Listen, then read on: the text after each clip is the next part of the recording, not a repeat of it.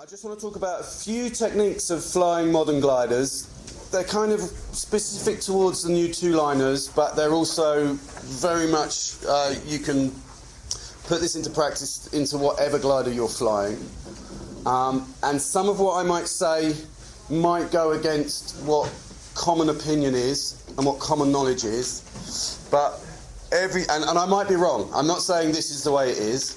All I'm saying is that this is what I do, and this is what keeps me safe on a daily basis testing and racing paragliders. And it means that over the years of flying, I haven't had a huge amount of serious cascading events, and I've yet to have to throw my reserve. So in my little mind, in my world, what I say is right, but do not take it as gospel. Take in all information you can from as many pilots as you can. Martin's going to be here and chipping in as well.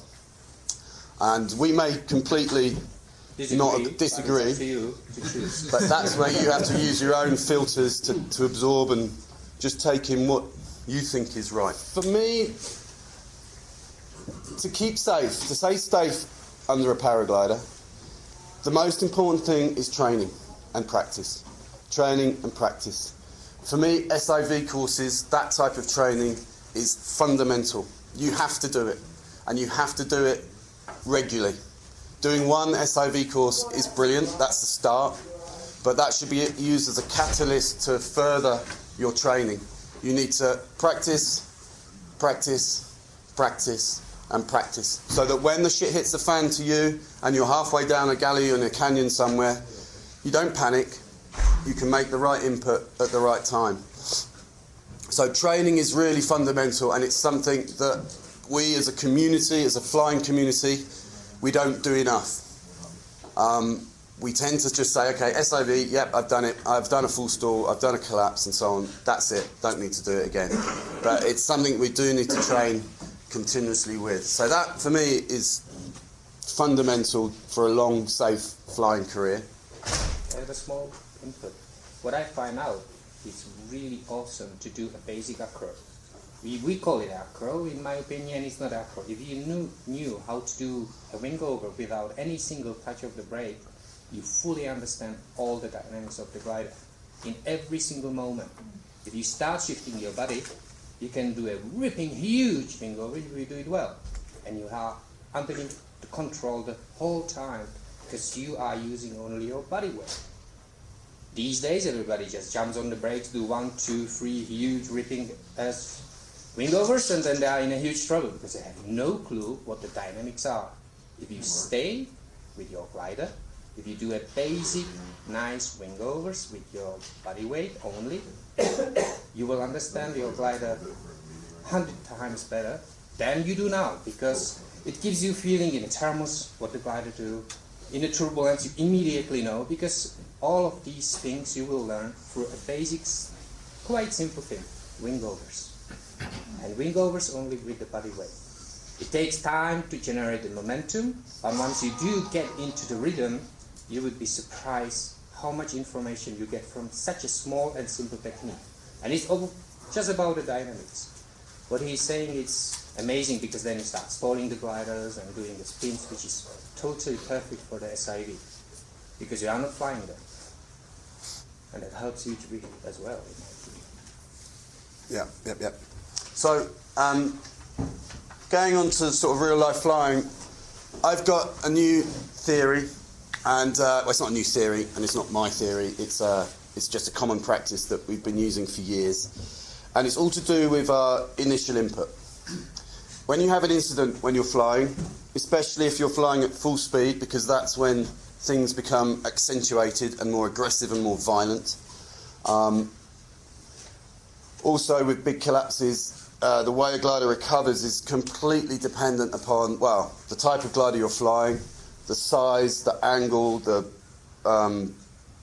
angle of the collapse, how deep it comes. You know, a very shallow angled collapse. Piece of paper.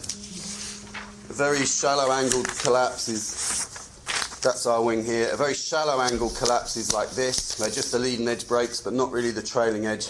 A high angle collapse is more like that. So the collapse angle and the size is really important. That determines how the glider is going to behave. But for me, what's even more important is the air that the glider is then trying to recover in. If your glider is trying to recover in nice, smooth, clean lifting air, the glider can just, boom, big collapse, not a huge amount of turn, and it reinflates and flies away, boom, on this heading. And you think, oh, my glider's dead safe. But that's just simply the air. You can have exactly the same collapse, and if the air that the glider is then trying to recover in is also in a turbulated flow, it's going to, boom, shoot a lot harder. Okay, so the type of air that the glider's recovering is fundamental to the behaviour of the wing once it has collapsed. So in those incidences, the most important part of that whole incident is your initial input, the very first thing that you do. Now unfortunately, there's no one input that works for every single incident. Every type of collapse you have in real life is completely unique. It's unique to you, to your wing loading, to the air that the glider is trying to recover in, and unique to your initial input. When we're taught to fly, and when we're doing SIV course, I teach SIV, and when I'm teaching people to make SIV course, and we teach ourselves to do induced frontal collapses, where we deflate the whole glider, any SIV instructor will tell you, hands up, do nothing. Hands up, do nothing is the perfect recovery for a induced frontal in smooth, calm air. Because we all should know that if we start putting big, deep brake inputs, we risk coming into parachutal stalls and taking a really simple incident and turning it into something a little bit more serious. When you're out here and you're up any creeks up here, or you're in the big mountains, King Mountain, and you're in big air, strong air, and you take a frontal, the last thing you should do is go hands up.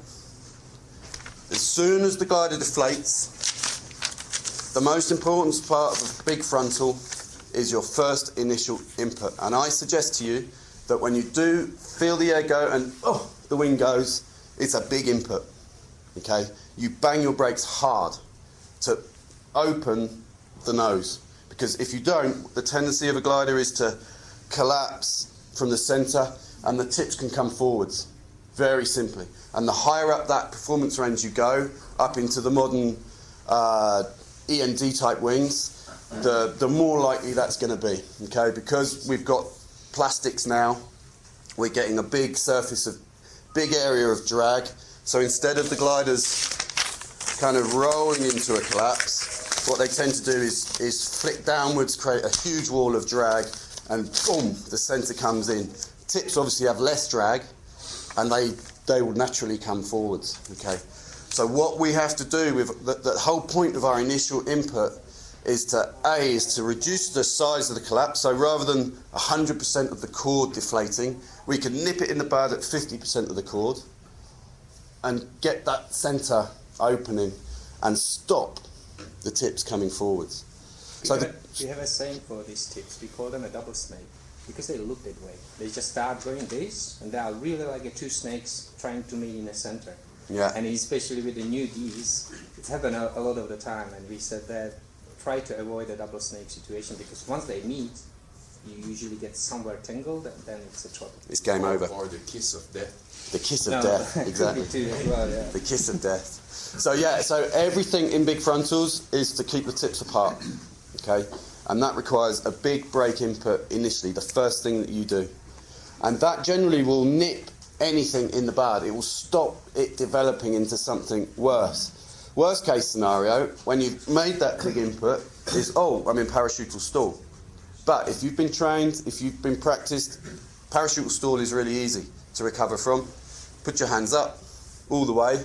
Once you've got the tips apart and you've got the span of your wing above your head, put your hands up and the glider will fly. And do not push the speed bar. That's as simple as this. Okay. And you will. And what I found out, if you have Do not or do? always push the speed bar if it's not flying, because that's the easiest thing for you to recover into a normal flight.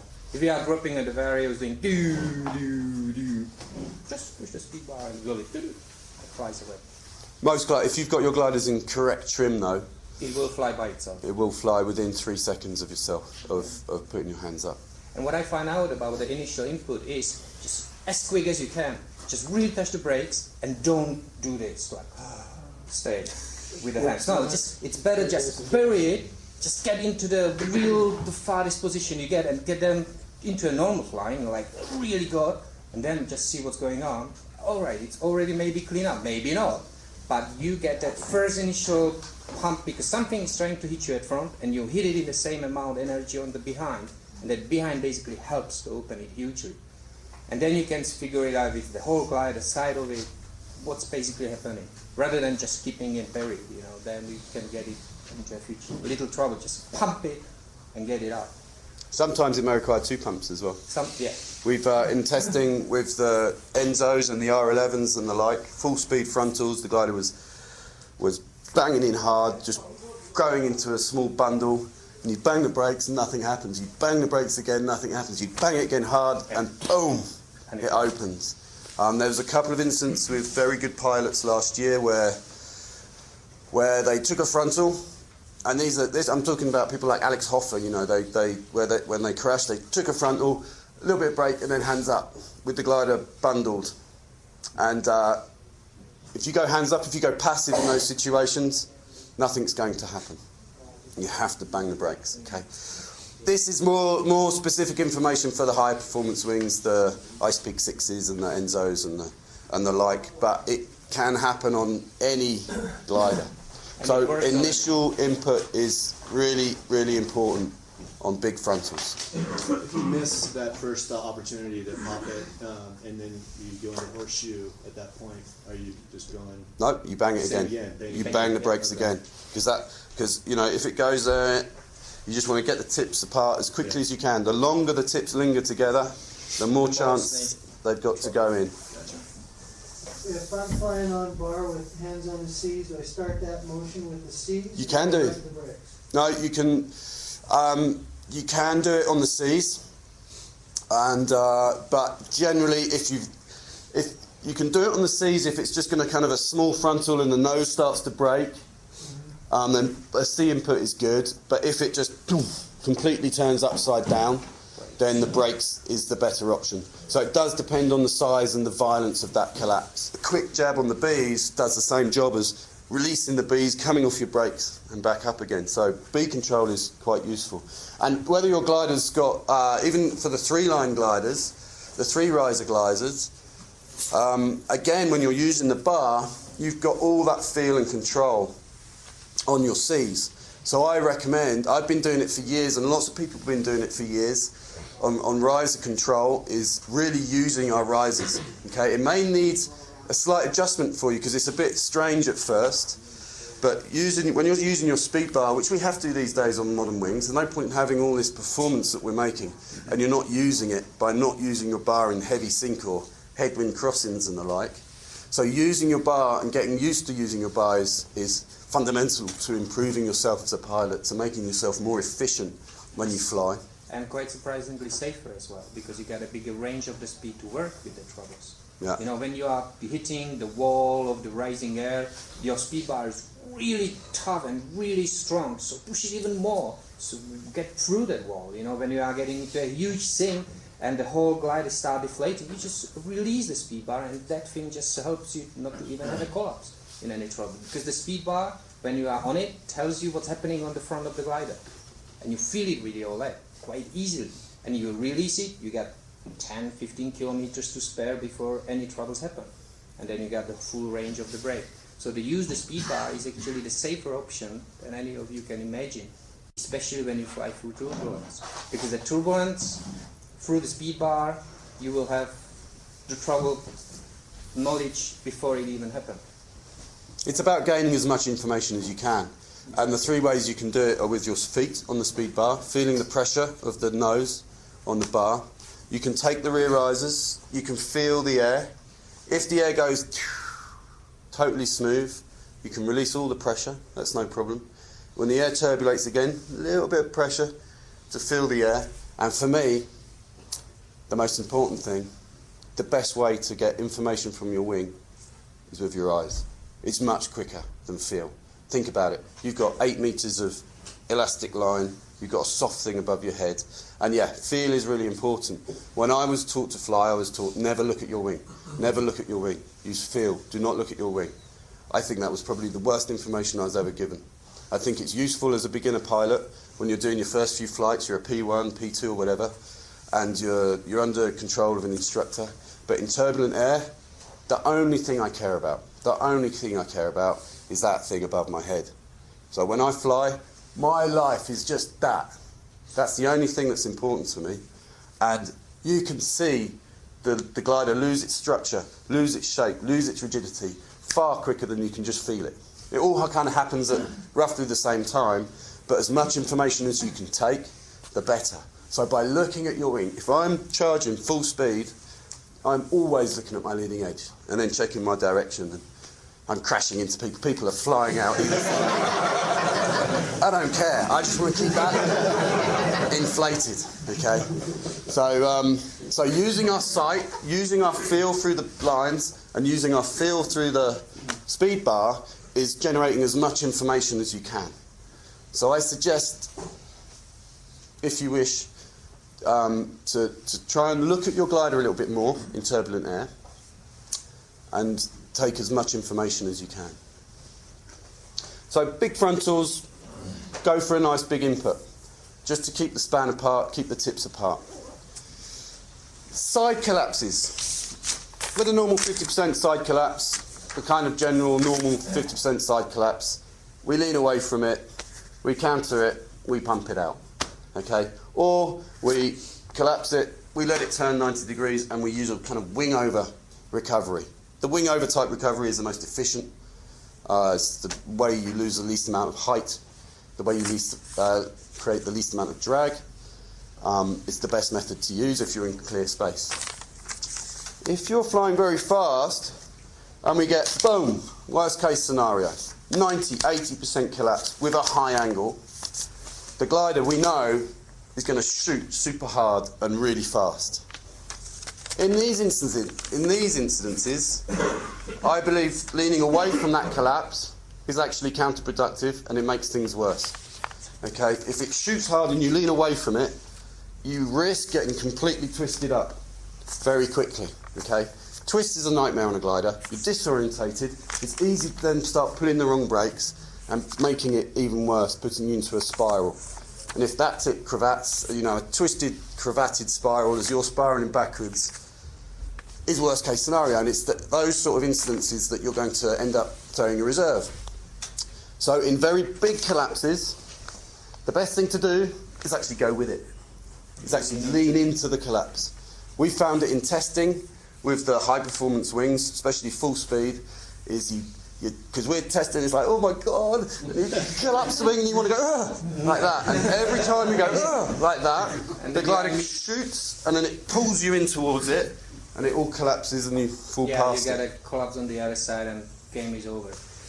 And then when you do the same collapse and you kind of lean in with it and go with it, it's You're slowing it down. So much nicer. Yeah. So on the big collapses at full speed, lean into it. Go with the glider.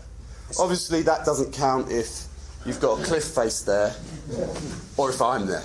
Because I'm not that. I'm not watching you. But if there is open space, guys, this is one of the strangest things I ever find out. The bigger the collapse, the faster your body throw on the collapse side, the nicer it turns out. The more you are fighting in, the real trouble starts. It's strange, but it's honestly, when I did the 2 lines collapses now, I barely pay because I thought, all right, I lean the other way. No way. It's a trouble. Yeah. What are you doing with the brakes? It's just a sort of small amount of brake, probably this amount of brake, until you get a bit more of the span, and then you can go on from there. If I jump into it and I bury the arm with the same time, you never do wrong, because the glider is not there anyway. Your hand is just basically pedaling the air. But when you start gaining any energy or anything, the brake will help to open it. Definitely. But you need to have a space, you need to have area around you, because you're obviously going to end up with 360 at least, or sometimes even 2 or 3 turns, and it's never perfectly recovered. There's always some possibility of small wingtip or anything, but it's the best to gain the energy, to get the energy, and to try to reopen the glider as fast as possible. So the leaning into it and bury the brake in the same time never did me any wrong. It always helped me out.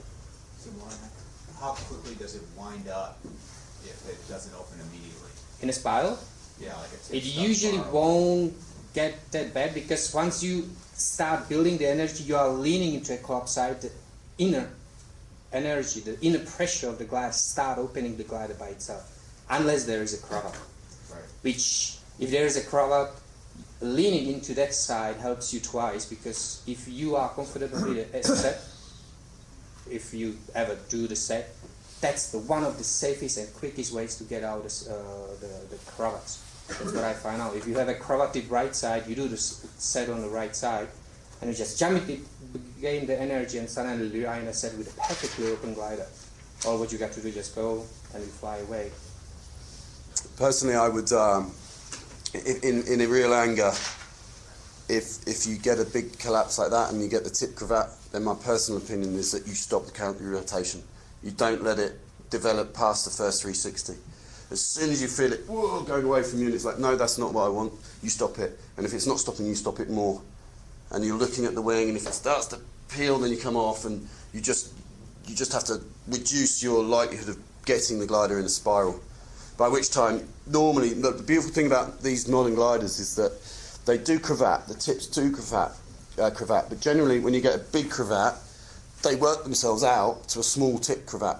I haven't had, in many years, a cravat that's big and stays big. They all tend to work themselves out to a small tip cravat, which can still create a lot of drag and spiral you into the ground, but they're not so much drag that you can't stop the rotation. You should never let it go more than 1 360 in a rotation that you don't want it to be in. You can always stop it. I mean, you might need to keep it in a turn for sure, but you can stop the nose down kind of spiraling. Would you drag it all the way to the stall if you needed to? You never normally have to, because if it starts to really dive, you just pull, and you start to come out. And then, of course, you're checking the wing, you're looking for the stall once you've got less energy and you're under it. But actually stalling the wing as it's here, spiraling hard with a cravat, why, you need to have a lot of power, a massive amount of power to do that. So I don't think that's... The major worry is stopping the spiral down towards the ground rather than the stall at this stage of an incident. You know, it's nipping it in the bud. It's not allowing something to develop beyond your control. Because after 2 360s of that kind of spiral, if you're not trained, if you're not practiced with it, you're disorientated. That's true, yeah. So I think that the sat technique is cool if you're over the water and you know what you're doing and blah, blah, blah, blah, blah. You really need to be comfortable with a set. You really need to know how it works, what is the dynamics of it. Because if you don't try it. Yeah. But if you do, I find it out is the fastest and easiest way to get any cravat out. But you've got to know what the set is about, you know, how to do it, how to lean into it. A spin versus a sat for that? What's that? A spin also an option Spin then? spin is never an option, because the gliders start getting really disorientating and it can work against your body and you can end up with the twists. So I wouldn't never ever do spin to clear out the cravat, because you can get into more trouble because of that. It's better to engage, keep turning the control and fish it out, pump it out, do something. Yeah, a stabilo line is very useful for that. If you do have tip cravats, normally go for the stabilo. You stop the rotation, you take the time, you look at your stabilo, you take it. Because I've been there flailing at lines, and but when you just take the time, look at the stabilo, take it, it's more efficient use of your time, and then you can pull and you can keep working up your stabilo till you see you're pulling the tip physically down, and then it will pop out. If that's not working, then you can go deep pump and just take the glider just to the stall point. So you look for where the glider loses its billow, it empties with air, and it starts to peel, and then you come off. And then just do that repeatedly, and the tip will clear. A question on that technique was if you're trying to reach and fish out the cravat on the right side, for example, how are you pulling deeper and deeper while maintaining brake pressure on your left side? You can just start sort of, wrapping? you can work your way up Yeah. up the line. I don't know that exact technique actually. You're right. It's a good question, but you can do it. You can do it. When you need it, you will find out. It's as simple as it is. Also, now that we're all flying in these pod harnesses as well, when we get into turbulent air, and your inner brain is saying, "Shit, this is turbulent air," what I tend to do now is ball up. When we test in a normal seated harness. So whenever I'm in rough air now, you'll know when I'm scared in the air because you'll see my little legs come down and my little head come up, Forward, yeah. and I'll be looking at the wing.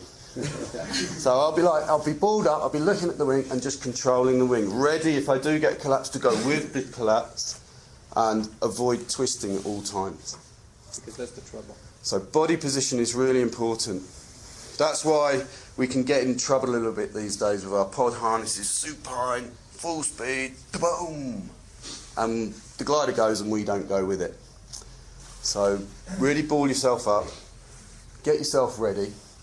If you do lose complete control, the best thing, and you've gone through a series of cascading events, and let's say we're not in a locked-in spiral, because if we're in a locked-in spiral, the only way you're going to get out of the locked-in spiral is by counter-braking that spiral.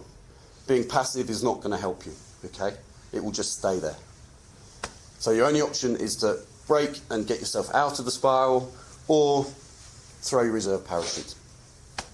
If you're in a kind of collapse, shooting, surging, stalling, and you've just totally lost in the wing, what you tend to do is we tend to brake a little bit too late as it surges, it collapses, the brakes come on as it's back above your head, it stalls again, and you can just get in a bit of a muddle. When you're in that kind of muddled situation, the best thing to do is go, okay, bundle up, ball up, so you're not going to get twisted, and put about 25-30% brake to here, okay?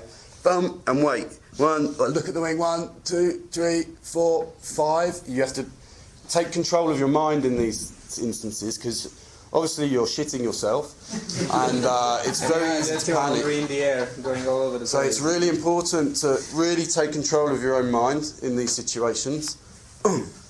Control, take your time, wait 5 seconds, count slowly to 5.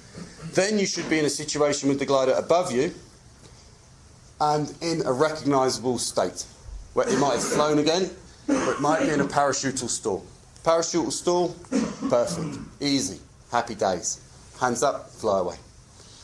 That's why training to do SIV is fundamental, so that when you are in trouble in the mountains, you'll have more areas that you'll recognise, and you'll be easy for yourself to recover quickly as possible.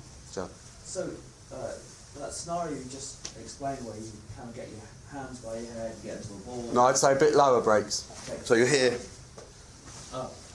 Is that going to work for almost every scenario where you can't recognise the glider above your head? Yeah. Yes. And Because- the idea is you're just waiting for the pulse to... No, because you are lost. You don't know what you're doing. You're like, all right, no, all right, and you're like, boom, boom, boom, boom, boom, and you're just going, disappearing from everybody just because you are 2 seconds too soon, 2 seconds too late. This thing will prevent everything. Either way, you end up in something which is organized, and you did not mess it up. Yeah. The other option you can go through in those situations is you could just stall the glider. You can just stall the glider and hold it there. But you got to be very comfortable with the full stalls to know what they are doing with you, because they are quite ready to move and you are falling from your chair backwards. Yeah. So you got to really know what's going on with the full stall. You just can't explore by yourself just because somebody told you, oh, that's fun. No, it's not.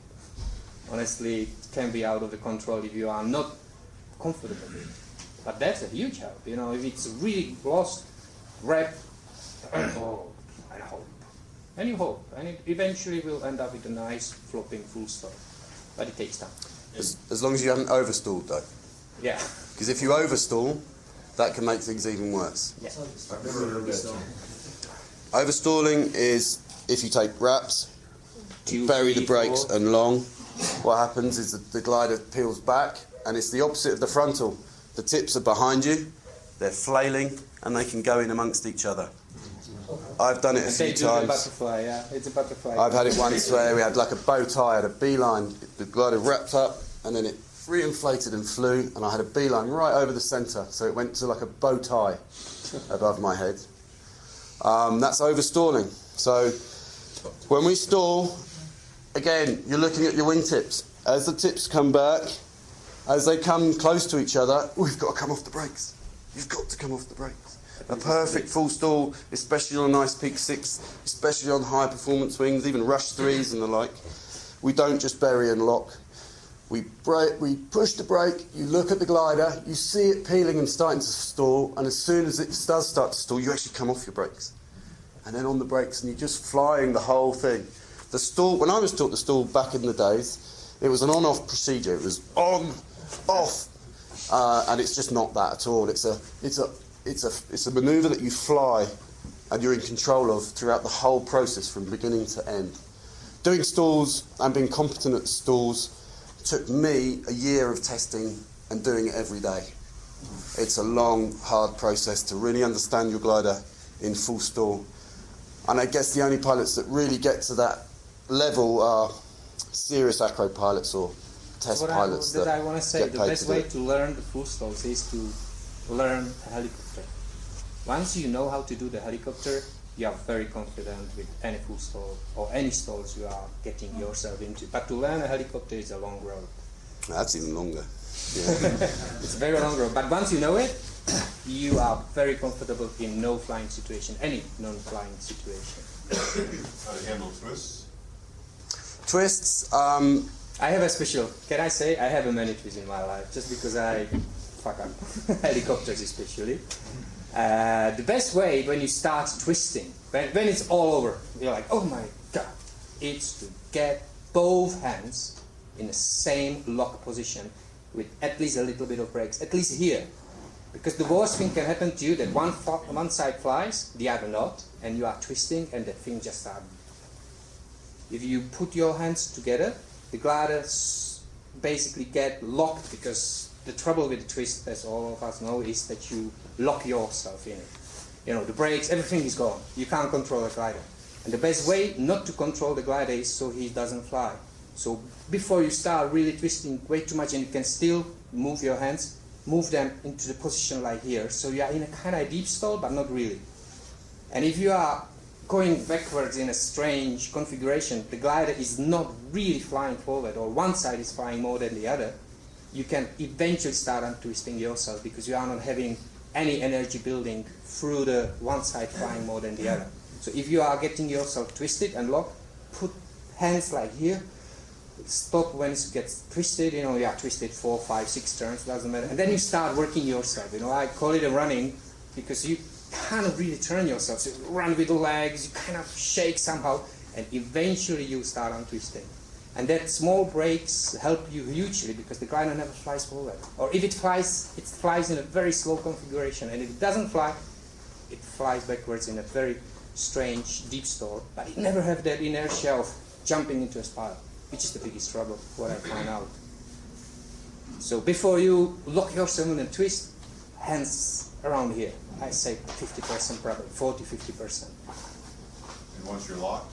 Once you lock, as I said, you're flying either way back or forward, you stop twisting, you start shaking the legs. I usually really start running with the legs a lot to get something out, because you have nothing to hold. So I run, shake a little bit, and eventually the body started twisting by itself. Eventually, it takes a little time and nerves. Pulling the risers apart. Nothing. I try a lot of the times. The running was the one of the best, because the running helps you to do something strange. The body like, and it goes.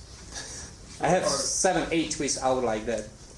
Honestly, you can work a lot of twists, as long as the glider is not really flying one side or the other. You know the guy last week who flying the ice peak? Yeah. Do we want to talk about what happened with him and possible scenarios? Oh shit, I haven't seen the collapse. I don't know. I spoke to Matt about that, Okay. and from what he told me, and I would say he did the correct thing. He was twisted in a full stall. I think I don't recall how he got into that configuration, but once he was in full stall, I've been in situations where I've been in twisted full stalls, and what I've always done is kept my wraps on to keep the glider in full stall. I've reached up, I've got my legs out, I've kicked my legs out, and I've pulled myself round at the same time with the risers. I've also done it pushing the risers apart above the twist, the lines apart above the twist, but whilst keeping the glider in full stall, because as I'm untwisting, I don't want, when I'm facing the wrong way, for the glider to shoot hard backwards beneath my head. I prefer to keep it in a full stall, get myself sorted out, And then look what's going on. and then fly away. You know, so in my mind, from how he explained it to me, he did the correct thing. Obviously, recovering facing the hill with 5 foot to spare was possibly a bit Pushing it. pushing it a bit, but no, I think he did the correct thing. How are you holding the full stall while reaching above it? By taking wraps, so that it's still wrapped in my hands. So do you promote that we practice full stalls? Do you think it's a good idea that we learn to do full SIV stalls? for sure. I really do. I think it's so fundamental. I mean, I spoke to a few people last year that crashed. When Emil crashed on his boom and he got a big frontal, he started to touch the brakes and he was scared of full stalling it.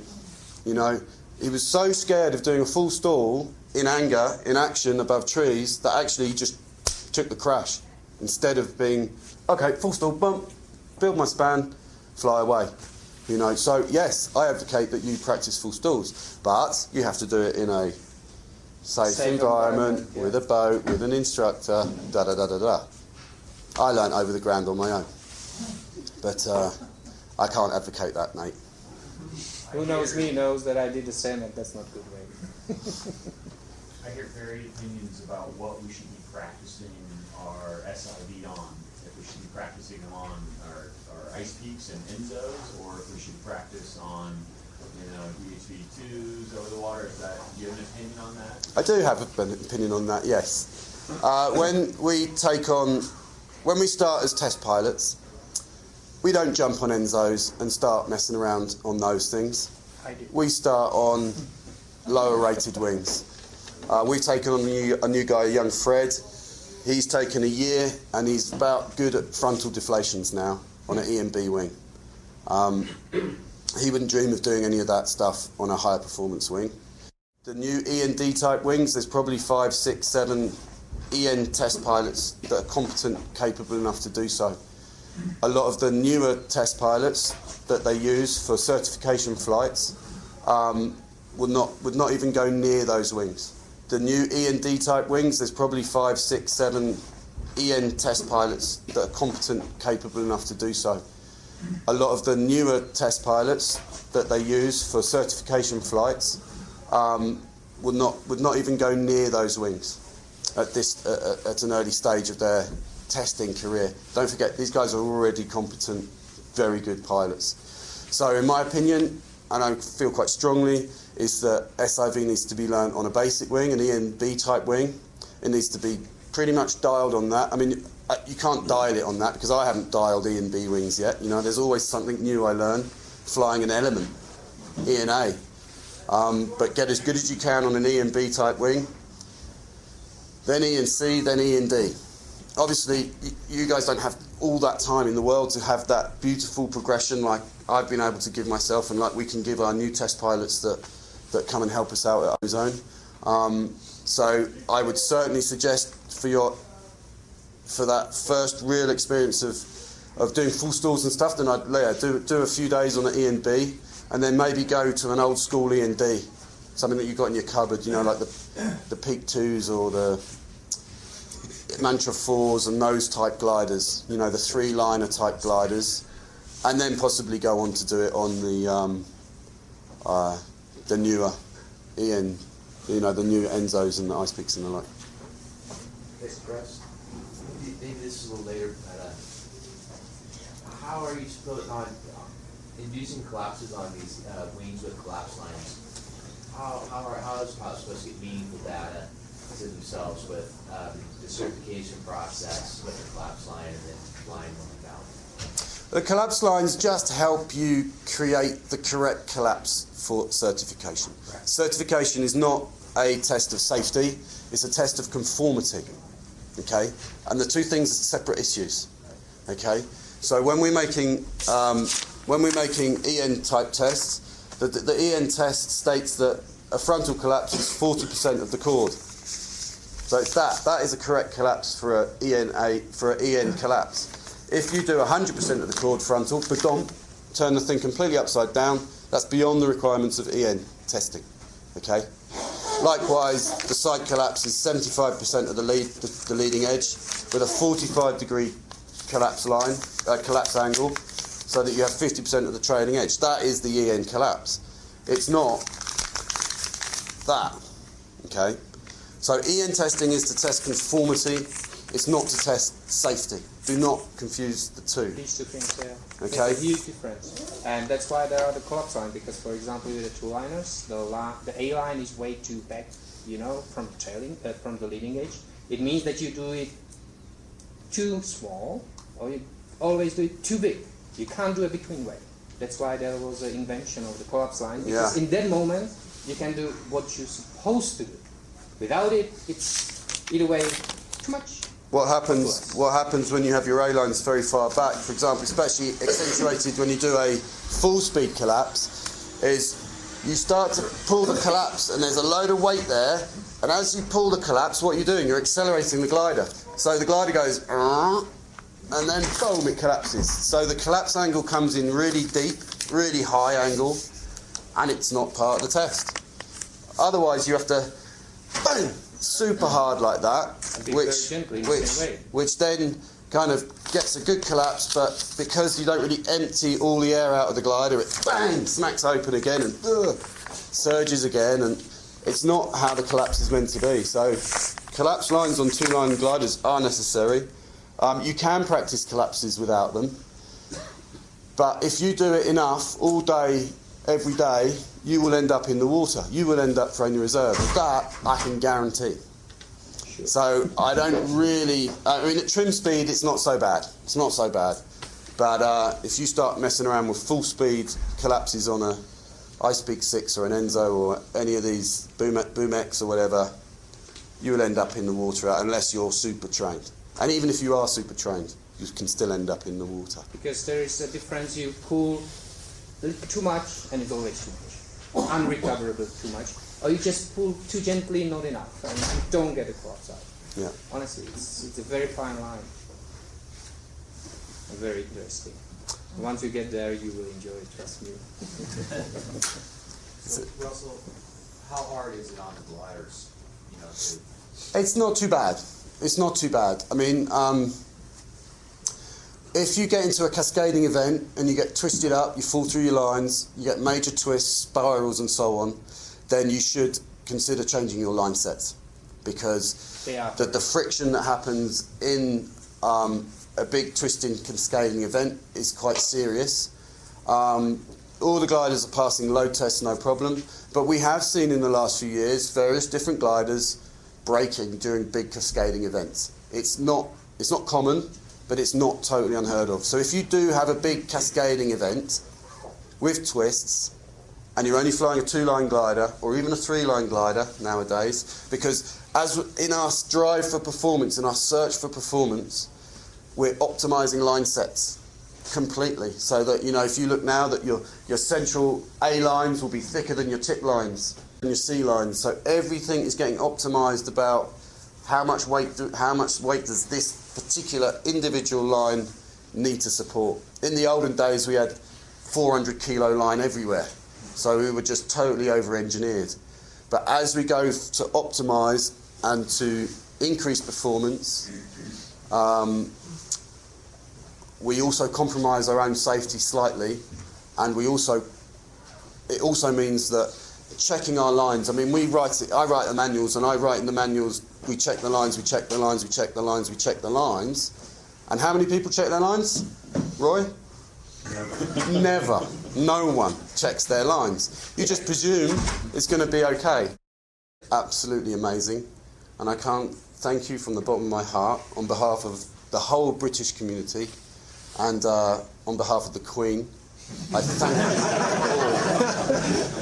all for what you've done.